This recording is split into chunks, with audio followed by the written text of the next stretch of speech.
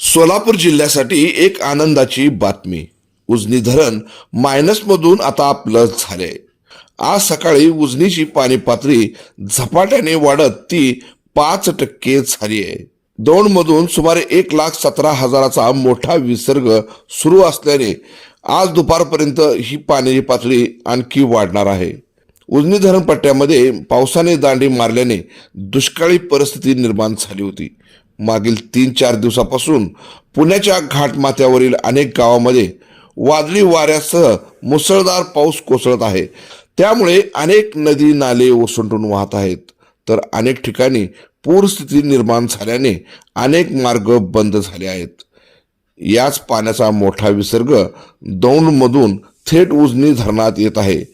उजनी धरणाची चालू परिस्थिती पाहिली तर मागील वर्षी याच जुलै महिन्यामध्ये उजनी धरण 100% झाले होते, तर यंदा धरणामध्ये -27% पाणीसाठा होता.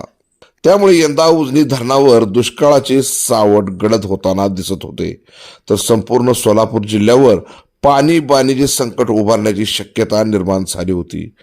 कारण जून महिना संपला तरी पाऊस पडला नाही, त्यामुळे बळीराजाची चिंता वाढली होती.